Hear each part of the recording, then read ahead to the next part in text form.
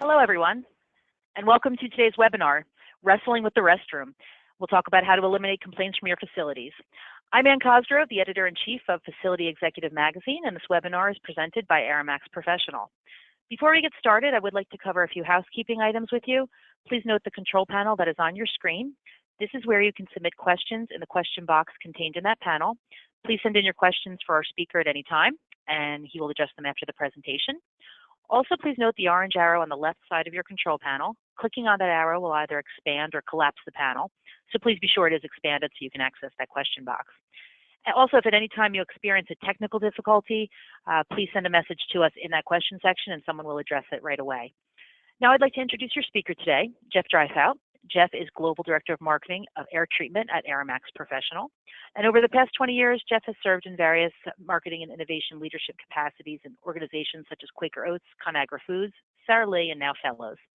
An MBA graduate of Pepperdine University, Jeff also serves as an adjunct professor at his alma mater, Trinity Christian College, and serves on the school's Business Advisory Council. So with that, I will hand it over to Jeff. Hi, Jeff. Great, thanks, Ann, and hello, everyone, and thanks for joining us today to talk about wrestling with the restroom. Certainly appreciate the time, and I know we're having a good conversation. So with that, here we go. So one of the things that we really wanted to talk about is the role of the restroom, right? It's something that we all as facility stewards have within our buildings, and it's really important. And specifically what I want to talk to you today is about how we reduce complaints in that area and the role specifically that the restroom air plays. Generally, this is something that we don't think that much about unless there's a problem, right? Because restrooms are a constant source of contamination, right? It is a place that is highly trafficked, and I don't have to explain why people go there, but certainly it's an area where contamination is most likely to happen. And we also know that of the people that are in our buildings, we know that they're going to visit the restroom anywhere between 4 to 6 times a day.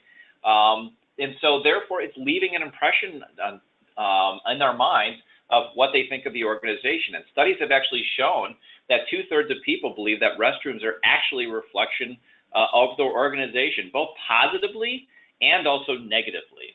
I think we've all had experiences on the negative side and how that might influence how we think about the organization or the place that we are spending that time. And so with that, it's a very important place for us to be thinking about as stewards here. One of the things that I really want to call out, and we'll talk a little bit about this some more, is that restrooms obviously have flushing toilets, especially as we're in shared spaces. So in those toilets are really different than the toilets that we have in home, right? At home, we've got maybe one toilet, we have a lid on that toilet. Many of the places in an office or in school or in some sort of public environment, what is happening is that those toilets generally might not have a lid on that. And so what you actually see here is actually a computer model of what happens when toilets get flushed. And in this case, this is a model of a women's restroom with 6 toilets that are being flushed all at one time. And what you see there is red, which is basically the plume or the aerosol that ends up coming up out of a toilet and into the air. It isn't a good thing, right? And so what goes in does make its way out, not only into the air, but then throughout the rest of the restroom. And as people come in and out, that is something that they're certainly impacting their health. It's impacting cleanliness within the facility as well. And so this is something we'll talk a little bit more about. So how do we create happy occupants, specifically within the restroom? And what we talk about here is kind of the 3-legged stool or the future of clean. First and foremost, it's no surprise that to keep a healthy and clean environment, one of the things that we recommend and everybody really starts to influence behavior on is the role of clean hands, right? Touching surfaces, shaking hands, all of those things. We're really cleaning our hands in an effort to reduce the contamination of germ from one object to another. It's no surprise that more and more you see things like flushless toilets, no-touch faucets, doors that open on their own, motion detectors. All of this is an effort to limit the amount of times that we're actually touching something in risk of getting a germ. In addition, the other element is clean surfaces, right? And so every one of our facilities, we take time to make sure that we have clean desks, but then high clean touch points such as phones, doorknobs, any other place that we are actually touching those surfaces. Again, with the same idea of reducing germ transmission and those germs making their way if we touch our eye, nose, or mouth. The one area that we don't think about and specifically has a direct application in the restroom is clean air. And I'll talk a little bit more about why the clean air is important. So, as we, clean air is really part of a cleaning program that is going to be more successful for you in order to reduce the amount of germ transmission. So we really see clean air as the future of clean, and in a way that you might not be thinking about today. So with that being said, that's why we're here. And I've got 3 primary learning objectives, which I think will help you today as you wrestle with the restroom and reduce your complaints within your facilities. Is first of all, why should I care about the air? The second is I need to understand what's important about the air, but then specifically, what is driving the problems in the air? Before we can solve anything, we need to know what the problems are. And then lastly, what can I actually do about it? So we want you guys to walk out of here with a very clear understanding of some solutions and some very practical things that you can do immediately. So with that, those are the 3 that we'll be talking about today. So first and foremost, why should I care about the air and what role does it play within my restroom? Well, first and foremost, indoor air quality impacts everybody, right? We mentioned before about the number of people that go into the bathroom 4 to 6 times a day. But then again, just your overall indoor quality as a whole impacts anybody that walks into your building. And that can be the employees that are spending the majority of their time there. If you're part of a school, it's the students that are there, the staff and the faculty. And if you are a business that serves customers, it is your valued customers and your partners and your vendors that are coming in. And so this is something that is universal. And so this is something that we need to care about, is that it does impact absolutely everybody. And maybe to illustrate that a bit more is as we think about things that we consume, right? The quality of what goes into our bodies has a direct correlation to our health, our well-being, and our level of overall happiness, right? So on average, Americans drink about 2.5 cups of water a day. We see the emergence of bottled water. There's carbon filtration that takes place now. This is commonplace. And why is that? It's about taking the impurities out of water and getting water to its natural state so those impurities don't go into our body. Secondly, we've got food, right? On average, we eat under about 5 pounds of food a day. And this is an area that we take great care and concern. We know the role specifically about the healthier food that goes into our body has a direct correlation to our health. And then when we see things that are processed or not that great for us and have additives and GMOs and things like that, we know it's got a negative impact. So we put a lot of effort, time, and money into making sure that what we drink and what we eat that goes into our body is of quality because of our impact of health. But what we don't necessarily do, guys, is think about the air, right? We actually Americans on average consume 3,000 gallons of air a day, right? And I would say mostly we don't put much effort or thought into the quality of that air. The interesting thing too about air is it's involuntary, right? We have no choice to breathe in the air within the environment that we have. So we do have a personal choice as it relates to the kind of beverages that we drink or the quality of the food that goes into our body, but we don't necessarily have a choice on the air side. But us as facility leaders and people that are responsible for a building, we do have that responsibility to ensure that the quality of the air that is in a facility is absolutely key, right? So that's really why it's so important here. What's also interesting is that bathroom air and just total indoor air is actually more polluted than the outdoor air. And that's something that is really surprising to most people. Most of the press is out there that you hear is more about air pollution, right? But the indoor air is actually more polluted. I'll talk a little bit about why. But first of all, it's important to know because we spend about 90% of our time in an indoor environment, and that's, that can be throughout the year. be it winter, spring, summer, we're spending most of our time indoors. If that's at school, if that's at work, if that's at home. So the quality of the indoor air is pretty key. And not only that, but we spend 9 hours on average in shared spaces. And those are spaces that we're actually sharing with others, right? And it's great to be around others. It's great to share space with others, but we're also sharing the air and the contamination that others might be adding to that air. And lastly, is we all breathe, right? This is something that's absolutely relevant to all of us. And so indoor air really is super important here, as you can see. And what happens is, as we gather as inside, all of the air is really being trapped inside. We have, when you introduce people into environment, you're introducing germs, you're introducing viruses. But then we have things like carpeting and linoleum and cleaning supplies and fax machines, and all of that gives off emissions into the air that then remains trapped inside. And so that being the case, indoor air is actually more polluted, significantly more polluted than the outdoor air, up to 10 times more polluted. What we're also looking for, and one of the reasons I can imagine that you signed up here, is I'm looking to reduce common complaints, right? I want to get rid of things like odors. I want to get rid of any concerns that employees or building occupants might have as it relates to allergies or some symptoms that I might be getting from the air that might be generated from inside. And so symptoms from volatile organic compounds are key. And what we're also looking to do here is we're all looking to improve productivity.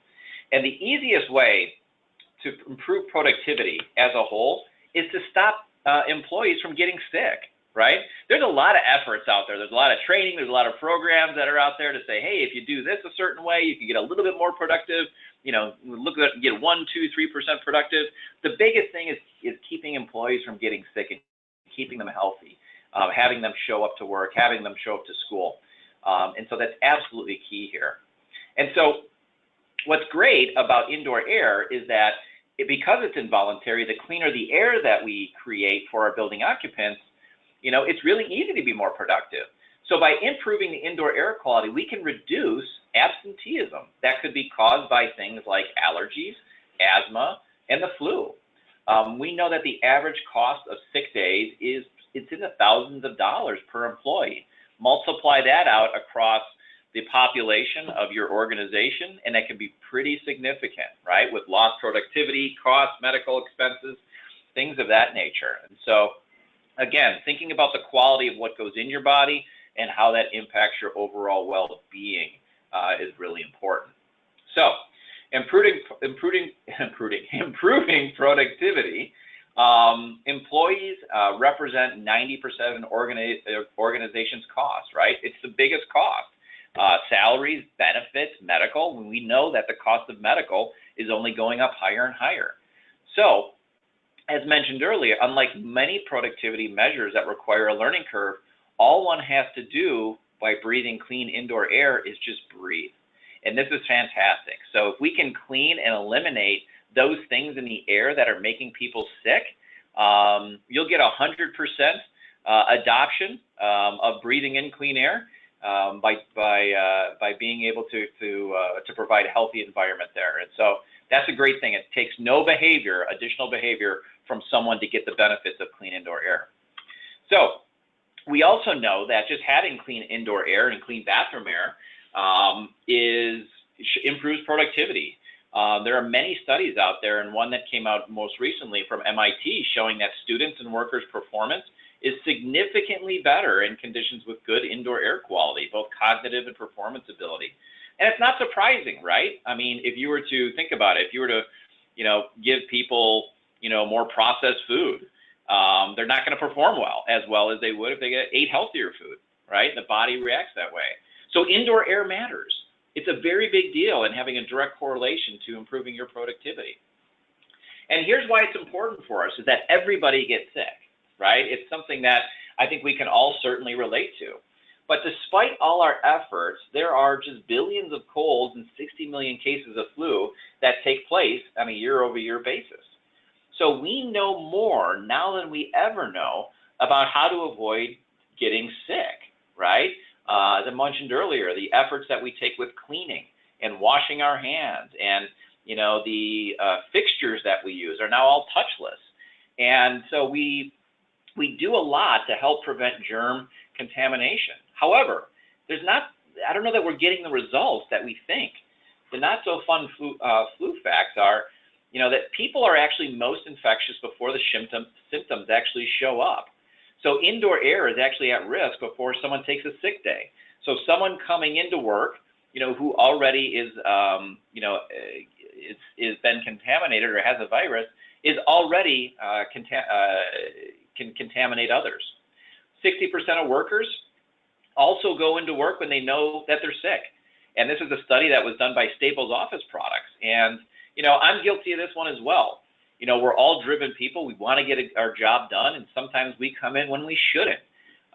Actually, right now, there's 4 people that are in our office here today that I heard today talk about them being sick, and I'm like, please go home. But we see it as a badge of honor sometimes, or sometimes we just need to get stuff done. And then the last piece is that what about a flu shot? The flu shot was only 19% effective last year. So think about that. Of 100 people that elected to get the flu shot, only 19 of them, it was effective for. And what's also interesting is that more and more people are electing not to get the flu shot moving forward. So that's not really a great way to protect ourselves from getting sick. So here's the thing. We know more than we've ever known. We're preparing ourselves more than we ever, but the cases of the flu have not improved. So the Centers for Disease Control actually has a study and a whole division around the flu, tracking the flu.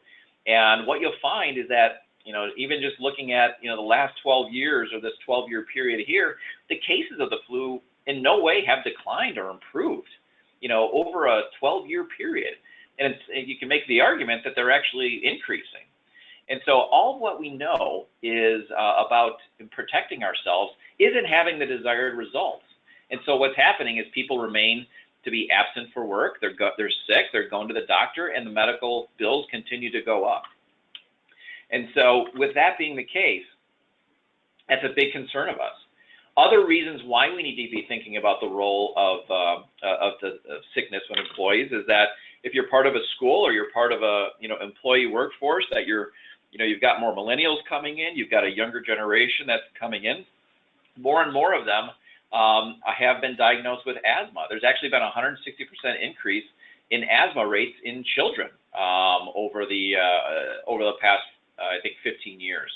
We've also seen that about 20% of people suffer from allergies. And so with that being the case, there are many reasons why people can be sick or absent from schools.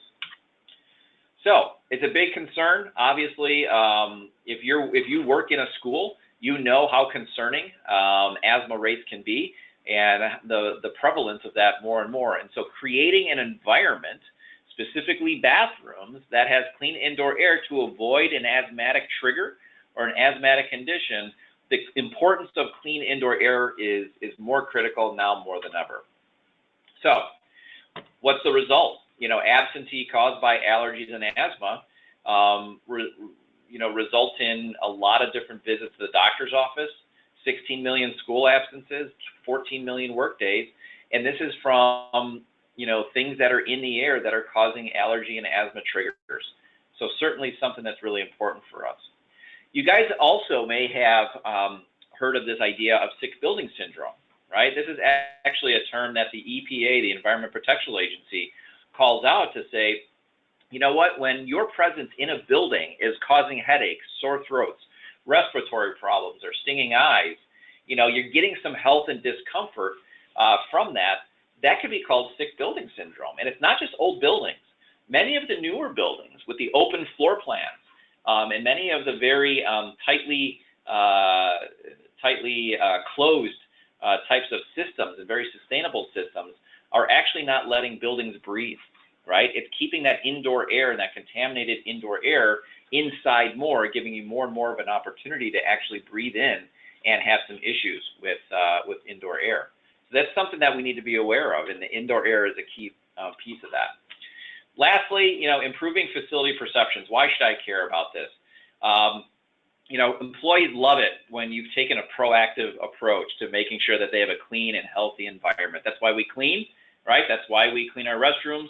That's why we clean our surfaces.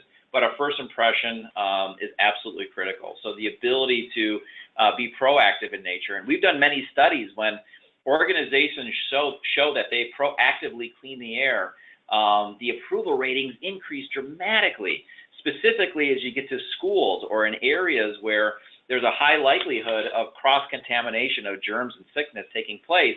The fact to say, hey, we've thought of this and we're actively cleaning the air, so when someone comes in sick, we've already got a solution in place. So there was a lot there about why I should care about the air. And the second piece I wanted to get to here, guys, is what drives poor indoor air quality. So to figure out what exactly is it that is causing our problems. Well, I will go to the thing that we talked about earlier, and what gets most of the press is air pollution. So whatever is outside does make its way indoors. And what you see here is actually a thermal image that comes from NASA of the United States that shows the density of dirtiness of the outdoor air. Obviously, blue is good, red is bad. And you see concentrations of dense, dirty outdoor air concentrated specifically around particular cities, major urban areas, and also industry. You'll also note that topography, or mountains and valleys, can certainly have a significant influence to some zones as well. So that being the case, outdoor air plays a significant role. Now, let me put that into perspective of globally. If you've got an organization that is in China, especially in northern China, as you can see here, they have a significant problem as it relates to the outdoor air quality and the impact that that has on the health there. A lot of that is driven by industry, factories, and less regulations that takes place there. Northern Africa is around windblown contaminant as well. So this is a global effort and a global issue that's there. Allergens is something that also needs to be thought about. As we mentioned before, 1 out of 5 people, 20% of people that are in your building right now have an allergy. And so it's not just outdoor allergies like tree pollen and grass, which are very seasonal in nature, but there's year-round allergies, as you see in the yellow, like indoor mold, dust mites, pet dander, and yes, cockroaches. I won't spend any time on that. But anyways, all of that makes its way into the air year-round and can trigger an allergy or even an asthmatic condition. If you've ever seen sunlight peering through a window, and you can see the things floating in the air, that's generally dust. And dust is actually the most common cause of year-round allergy and asthma, says the Asthma and Allergy Foundation of America. It contributes a significant amount of the allergic reactions and asthma cases that take place. And so it's important just to keep our air clean. And not only that, but cleaning the air will also show a significant improvement in how clean your surfaces can actually be. So it's a really 1-2 punch, because whatever's in the air makes its way down on those surfaces as well. Bathrooms deal with one of the most common complaints, specifically odors. And on the odor side, generally what happens is, what do we do if there's a smell? Typically, we put an aerosol solution in there, right? We make it smell nice, like roses or vanilla, things like that. But what that's doing is it's only masking the odor and adding more contaminants into the air, which may actually be, it negatively impacts people breathing in. So, it's kind of the equivalent of if there's a, if you've got something, in your garbage that's smelling bad, and just by spraying some aerosol on, it's not solving the main problem of what someone's actually going to be breathing in. And so removing the contaminant rather than masking it is absolutely key. One of the things that we'll go into a little bit detail here is the role of viruses. And most people are not aware that viruses, many of the viruses that we get from, that make us sick, are actually inhaled. And so the Centers for Disease Control and Prevention, the CDC, actually states that air is more likely to transmit the flu than surfaces. I'll state it again. The air is more likely to transmit the flu than surfaces. And think about what we've done in the very beginning and what our behavior is. Our behavior is to use hand sanitizer, is to wash our hands, is to wash surfaces. But back to that flu chart of why aren't we improving our cases, why aren't we improving the cases of flu? I believe it to be the fact that we are not actually treating the most common reason why we're getting sick, and that's because we're breathing the influenza virus in. And so if we're not cleaning the air, we can't expect there to be an improvement in the health and well-being of our building occupants. And what happens here is, how do viruses spread? As someone talks, as they sneeze, as they cough, large and small droplets land, close to us. And so we do need to absolutely keep cleaning surfaces. But what we're missing is the infectious droplets that stay in the air. These are small nuclei that can actually remain suspended in the air. And what happens is droplets from a single sneeze can contaminate an entire room and stay in the air for extended periods of time. And there's actually many studies out there that show the influenza virus staying airborne for up to 6+ hours of time. So think about that. If someone, as I mentioned before, 60% of people come into work sick, and you're in a conference room and they cough or sneeze, they walk out, 2 hours later, you walk into that same conference room, you have a high likelihood of breathing in that infectious droplet that is going to make you sick and get you contaminated. What's also a concern is that the HVAC systems, the heating, venting, and air conditioning systems, can actually accelerate the spread of a particulate. So let's use that same scenario where someone who's sick coughs or sneezes. The HVAC system, if it's engaged, could actually take that infectious droplet and then suck that in and distribute that to other parts of the organization. It's a very big concern, and it's something that we don't necessarily think about, but the Centers for Disease Control shows us that you're more likely to breathe in and get the flu than you are to touch a surface and put it to your eye or to your mouth.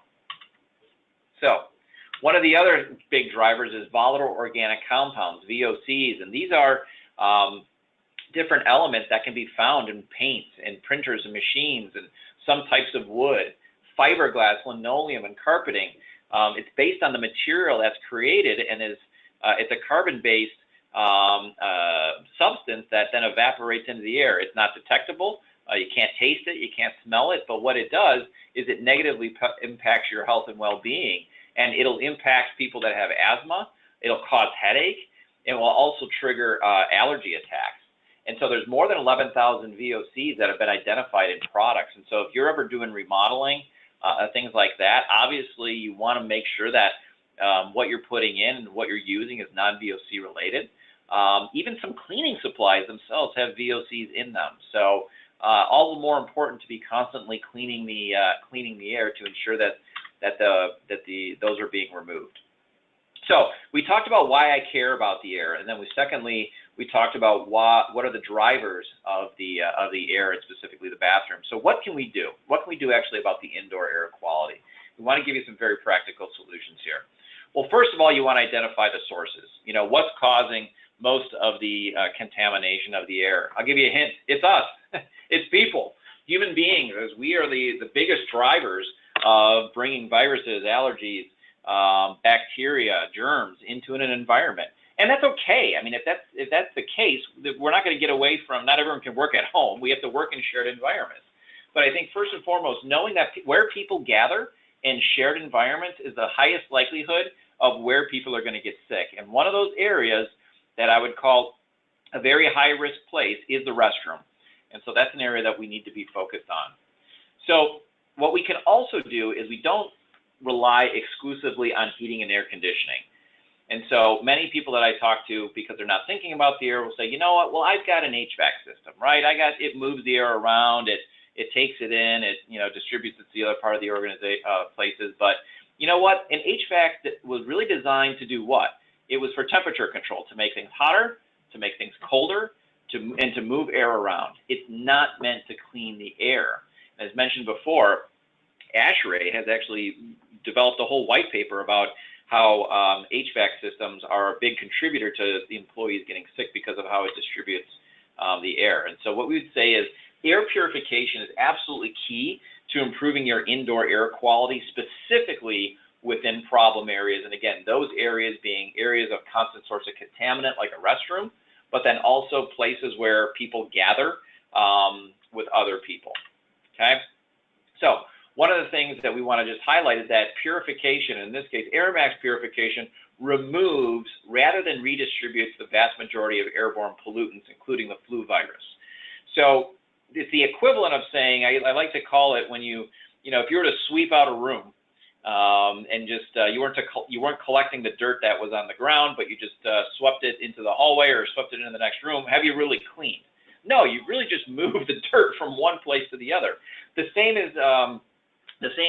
analogy here. What you want to be able to do is capture and remove and get those airborne contaminants out of the system.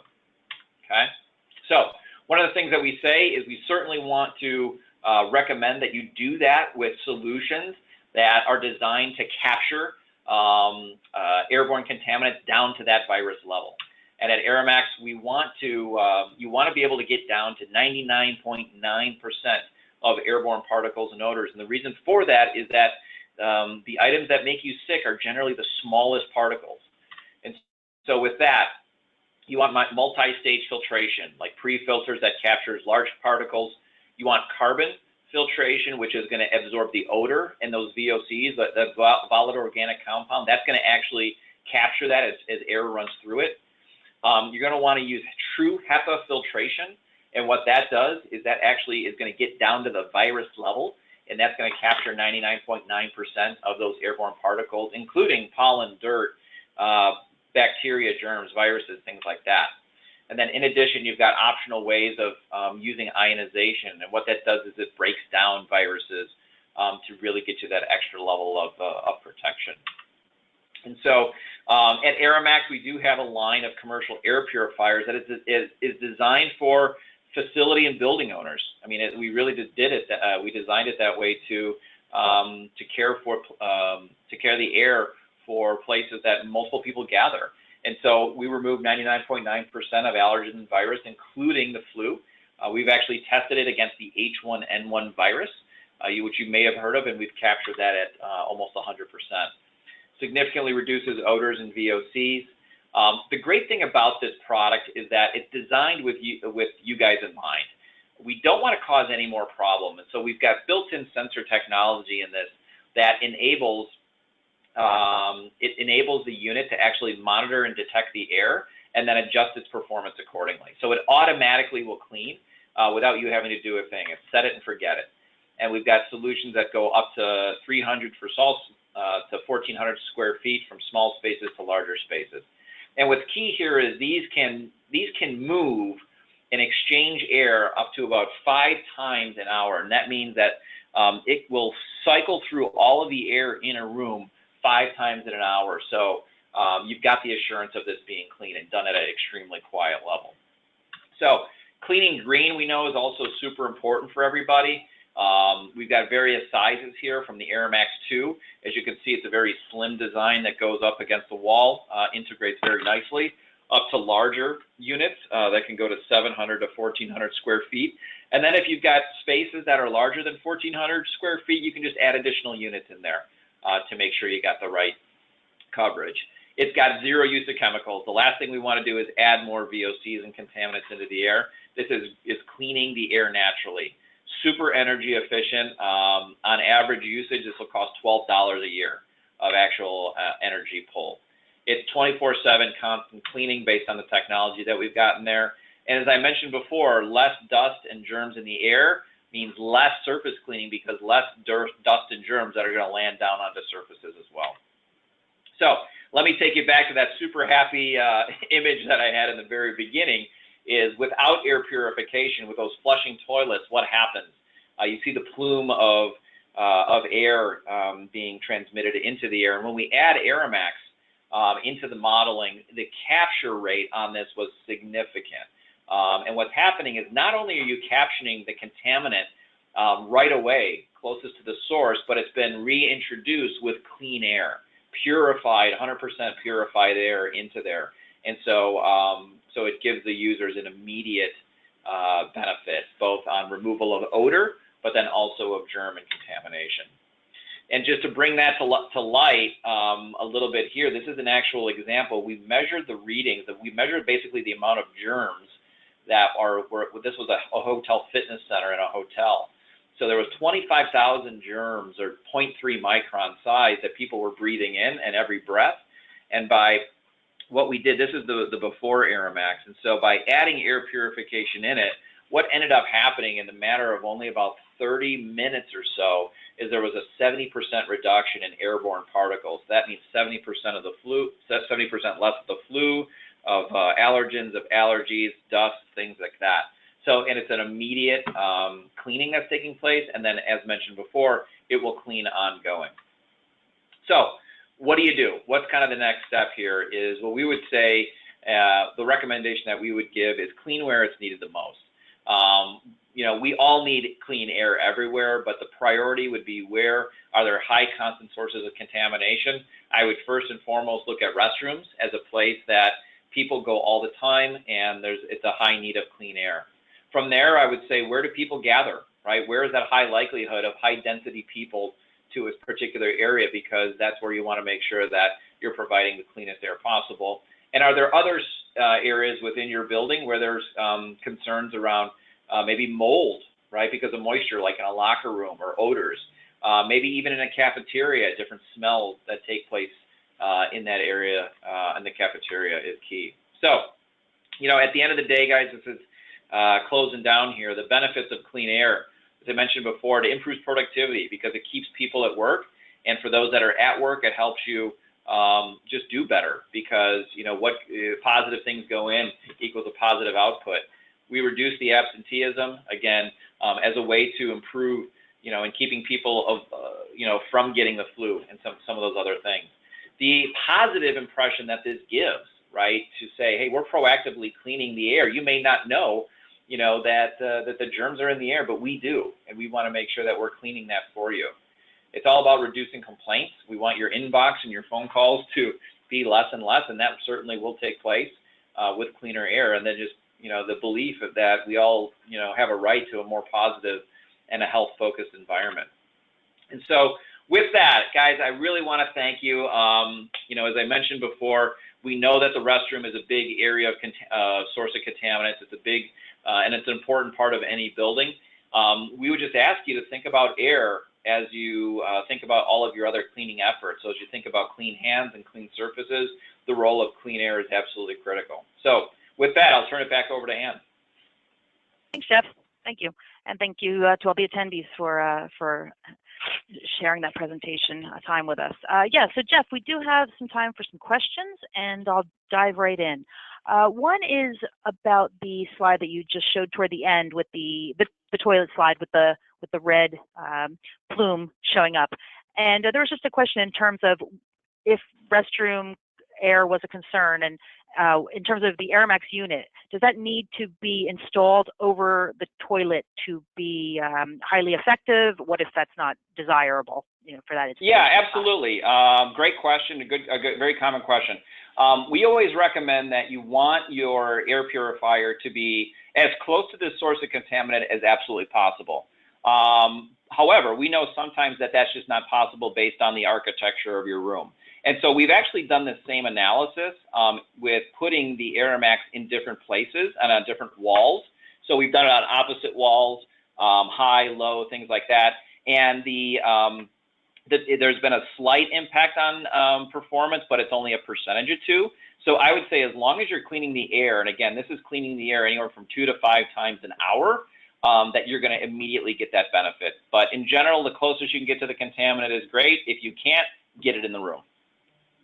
Thank you. Then we have another question in terms of what should the air changes, I guess the air change rate be in a restroom, and how does your unit handle that? Yeah, absolutely. So there are some basic standards, ASHRAE guidelines around your exchange rates just by having air for code. For purification, though, we recommend that you be anywhere between 2 to 5 air exchanges an hour. And what really happens, guys, is initially when you have a dirty environment, let's say you haven't been cleaning the air, that the unit is going to probably operate at a 3 to 4 to 5 times in air exchange rate. But once it's clean, it basically goes into like maintenance mode, right? Where it only kind of cleans every so often, or it's always cleaning, but it'll only need to ramp up a little bit because you've already got a clean environment. So, you know, it's kind of like I always make the analogy of like when you put your dishes. If you let the dishes pile up, you need to do a lot of work, in the beginning to get that done. But if you always kind of wash a cup or a plate here and there, it's not as you don't need to work as hard. Same kind of principle holds true here. Thank you. And then I actually am going to combine a few questions that we've got from several attendees that are along the same lines, and that is about sizing and pricing. So how do you actually size the Aeromax? I know you had shown 3 models that cover different square footage. So how do you actually size the Aeromax in evaluating the facility space? And then can you talk about price points? Specifically, someone had asked about the 1,400 square foot model. Yeah, absolutely. Great question. So these were designed, the coverage rates that we show on a square footage basis are directly tied to air exchange rates. So all you have to do is really determine kind of the size of your space that you're looking to clean, and then being able to match that up accordingly. So if you have, let's take the Aeromax 4, that goes from like 800 to 1,400 square feet. You're going to get an appropriate exchange rate of your air depending based on your square footage size. So we basically aligned it to the air exchange rate. And then on the pricing side of it, you can go to aeromaxpro.com and you'll see some of the pricing there. But I'll just give you in general. Your Aeromax 4 that goes up to 1,400. That's our largest one. That'll be about $2,000. And then the Aeromax 2 will get down to $750, $800. So you're talking about $800 to just under $2,000. And obviously we have things like volume discounts and things like that. So that just gives you a good sense. One of the other questions that usually comes up is cost for filters. These filters only need to be changed once a year. So we took that in mind. We don't want you guys having to change filters all the time. And then the cost of the filters are going to be, depending on what kind you get, could be anywhere like $60 a year, something like that. Thanks, Jeff. Okay, so we have a few more questions that hopefully we can get to. So this is actually about performance in a specific area. Does humidity, such as in a locker room with a shower, affect the performance? Yeah. I mean, a very common question. We get this a lot in kind of some high humid areas, like sometimes in Florida, we'll get this question a lot. Generally, your humidity overall in any situation is you want to be 65% or below, and this unit will operate great, in 65% or below, which is really code. If you have a constant humidity above 65%, I'm going to say right now that you're going to have a mold issue overall. If you're getting spikes of 65% and then below because they turn the shower on and off, this unit will perform very well. So what you want to avoid is any situations where you're in a constant humid environment, because that's allowing mold to just grow ongoing. Okay, once mold is captured in the Aeromax units themselves, we have an antimicrobial on the filters itself, which will prohibit mold from growing any further. But we can't do that if it's above 65%, because mold will just grow everywhere. So I would say in cases like a shower where you're not having showers on all the time, should work fine. Great, thank you. So we'll talk about installation a little bit. Are the units battery operated or hardwired? And if you could actually just also kind of mention what the installation entails. Yeah, great question, very common. We've got 2 options. The most common option is usually wall installed, which is hardwired. One of the things we avoided batteries is because obviously with batteries, you need to change batteries and pull them in and out. With hardwire, you've got a constant performance there.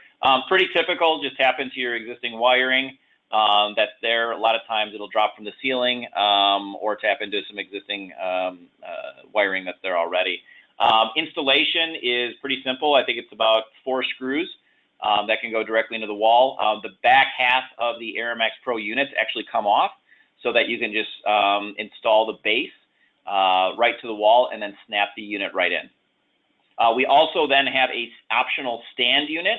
Let's say if you didn't want to install it or fix it, and that it could plug into a regular outlet. The Aeromax 2, the smaller unit, is our lightest and most flexible. That actually can be hung directly on a wall, actually with 2 simple screws, or it comes with a stand option so that you could pick that up and take that wherever you need. So overall, for high volume, high contaminant areas, we recommend getting that on the wall. But if you want something a little bit more portable that you could plug into a regular outlet, the AirMax 2 will work perfectly. Great, thank you. Let's see. Okay, so we'll talk two last questions, I think. Do the units have easy access to filtration? I know you showed a slide, kind of how that breakdown of filters. So I guess kind of what the question is, what is maintenance like in terms of accessing? And then also on that, could you comment on the noise level of the unit? Yeah, absolutely. So the access is really simple. One, there's a lock on it, so you have the option of locking it so no one can contaminate it, especially if it's in a shared space. But secondly, there are just an easy way of just two easy buttons that you depress, and then the front panel comes kind of hinges down, and that's how you can access your filter. So super easy. And then in terms of the noise, the decibel level ratings are actually quite low. Many times we hear from people that they don't even know that the unit is on. It performs significantly less than any HVAC system is there. So in most cases, you won't even know that it's on. The actual decibel rating, if you're looking for the various speeds, are actually located on our website. Thank you. Thanks, Jeff, and thanks to all our attendees for sending in those questions. We appreciate it. So I guess we're out of time, Jeff. I want to thank you for the presentation and to AirMax Professional for sponsoring the webinar. Great. Thanks, everyone.